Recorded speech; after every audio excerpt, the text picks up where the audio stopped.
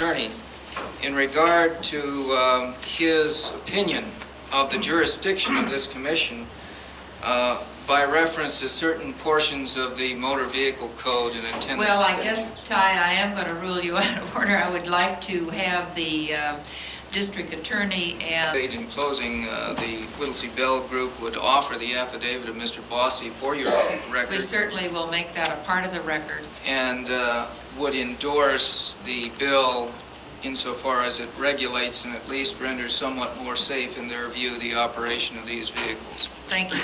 And would further ask the Commission to address its attention to perhaps establishing certain corridors where there is low traffic density, if it is in your judgment an appropriate kind of transportation to be authorized in the county. Thank you. Thank you. Which I know have been a major concern to everyone here. First of all, legally speaking, we believe that the Public Service Commission has jurisdiction under present existing law of the situation. We hope that the PSC will assert that jurisdiction and take control and regulation of the situation. We have at all times complied with the law so far as we know and understand it, and we intend to comply in the future in a respectful and an obedient manner. We have at all times cooperated fully with every government agency in their investigations. We will intend and do intend to continue to cooperate in the future. And you as county commissioners should not necessarily feel that you are alone or isolated in your position in this situation. The Cowboys have filed a lawsuit against the city, and the city commissioners are very much in the same boat. This suit has been filed in the 8th Judicial District Court because we want to compel the issuance of a business license. The issues in the city are a little bit different than the issues in the county, primarily because we have so many churches, we have wedding chapels, we have various organizations that would want and do want and have expressed public support for wanting the carriages to come to their places of business and transport passengers. We did withhold service of process on that suit for a little while in order to give people some lead time, because we don't want to push, we're not trying to pressure our way forward at all, but the process is being served against the city, and we're doing that because we believe that this is a legal and a lawful business which is not in any manner prohibited by law. Addressing myself to the alleged safety hazards, the Cowboys have operated now for 2 months, in excess of 2 months, because it was January 4th when Judge Guy, and incidentally, I want to bring that to Commissioner Christensen's attention. He asked whether this is in the hands of the courts. The attorneys have already been to court on this case, and I'm sure that everybody's going again in the future. No, I didn't ask that. I said since the attorneys disagree, maybe. Cowboys have operated in excess of 2 months now. They've made approximately 5,000 runs between hotel to hotels, from one end of the strip to the other.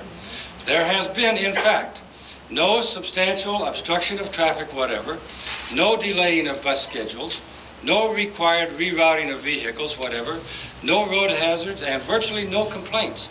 We have had 100% cooperation by all drivers, including even taxi cab drivers. And this can be verified by the Nevada Highway Patrol. Nevada Highway Patrol is the agency that is required to monitor and regulate the strip. We've been in close contact with Captain Green, who is the local chief official. He will verify the information that I've stated. And I positively refute and say that the information given to you by Mr. Weinrich is not correct. And I suggest that the best way for you to resolve that is go out yourself and observe the operation itself. Now, there has been only one accident. We are fully satisfied it was a freak occurrence. It was caused by a manufacturing defect in the tire. There was no driver negligence whatever. Driver negligence is something that we take very much for granted in the world of motor vehicles. Just last week, as the lady Mrs. Baker told you, there was a very serious bus accident apparently caused by the driver going to sleep or something of that nature, which injured seriously 15 people on the Tonopah Highway. The Cowboys have never experienced any driver negligence whatever. And I assure you that if the fact were otherwise, then I have represented Nevada Highway Patrol and the Nevada Transportation Department and the State Highway Department would have run them off the strip a long time ago. They have been fully monitoring our situation. We have been in full, complete cooperation and contact with them. They're aware of us, we're aware of them, and there have been no traffic hazards of any type whatever experienced. We have also complied to date with all of the requests of the Clark County Humane Society.